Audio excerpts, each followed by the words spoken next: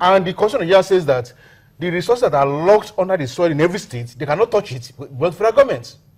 I can tell you, scientific studies have been done that under every soil in Nigeria are locked resources that give us annually 50 trillion naira. Yet here we are. All put together in a year. Yearly. But here we are fighting over 40 trillion naira.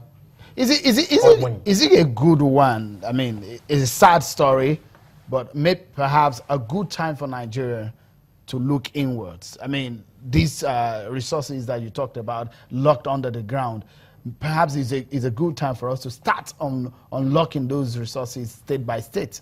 Yeah, it's a good time, but unfortunately, we are not looking in that direction. We are still locked in this command and control from Abuja. We do not want the constituent units to have their freedom and self-determine. And therefore, we are still, and we try to just run away from the problem. For instance, when they started the last year, they said they were going to do bailouts.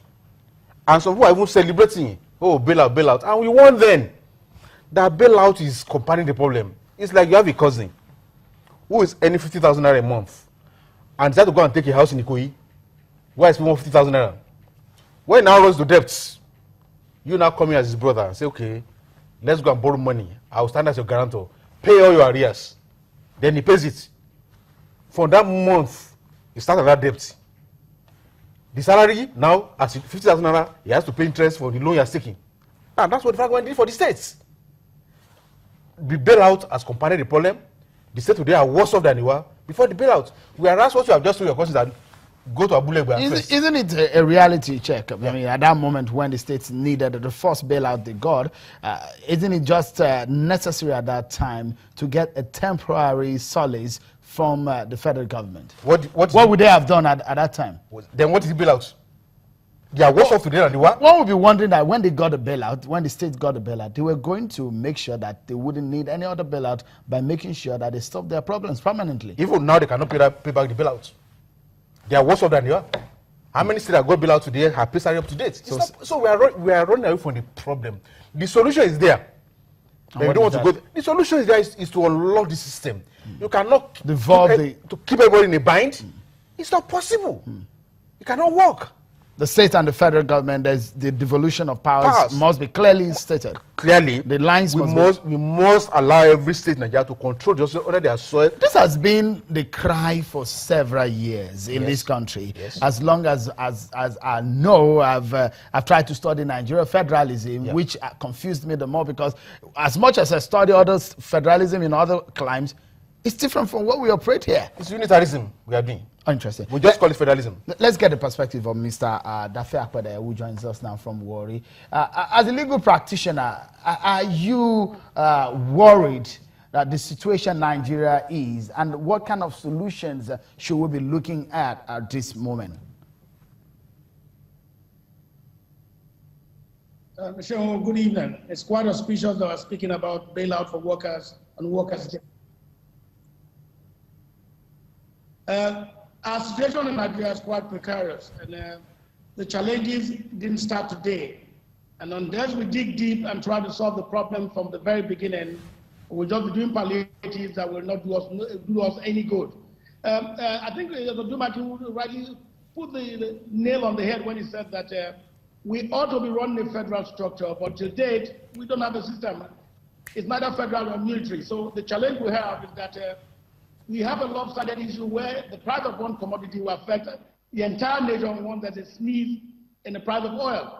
You see what has happened, it's dropped from $100, less than 40 barrels. Today we're at $48, so there's some silver lining.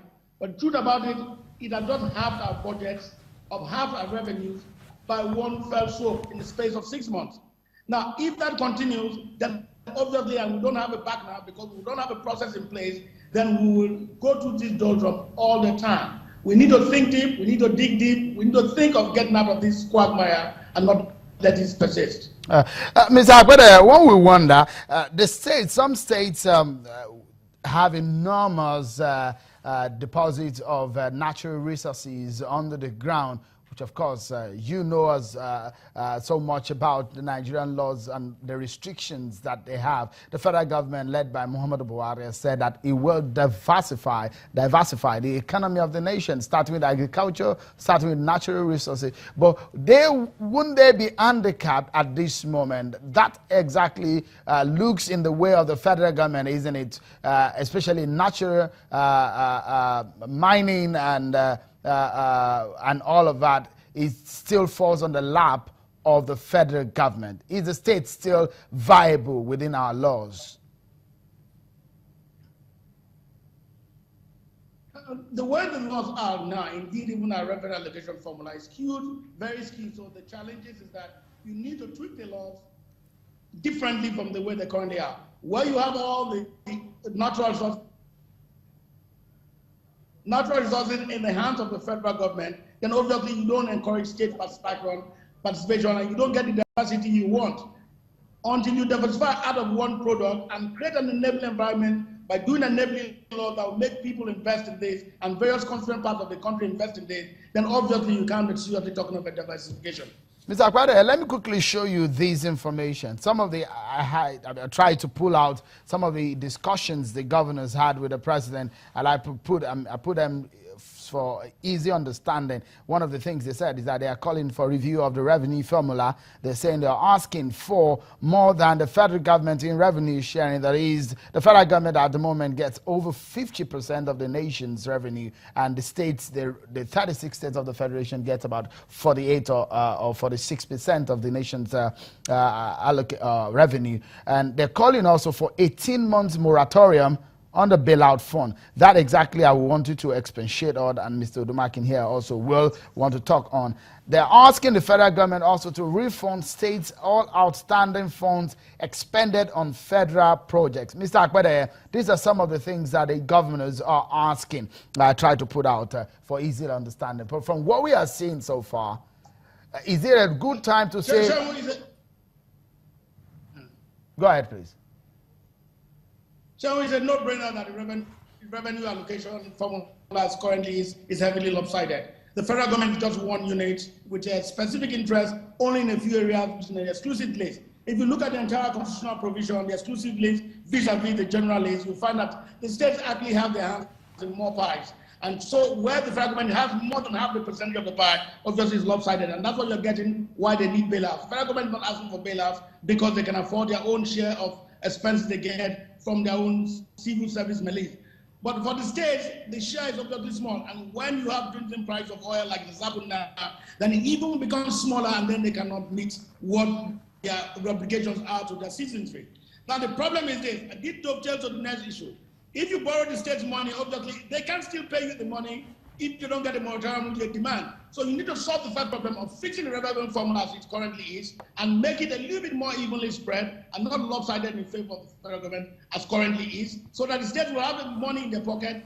So even if there is a windfall like happens sometimes in the oil business, they will have enough to have development. Mind you, the state is still the nearest grassroots to the people. And so over time, they found themselves having to deal with federal government projects which federal government has not paid for.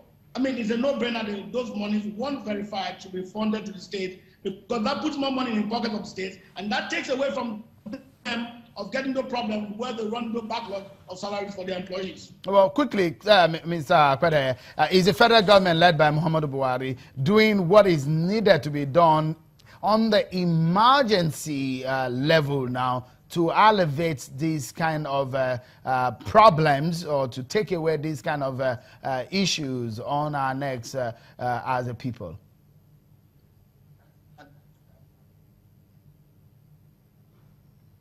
I think within the constraints of the law, they are responding and trying to give a bailout to various states who need it. But that's not the solution to the problem. That's the palliative.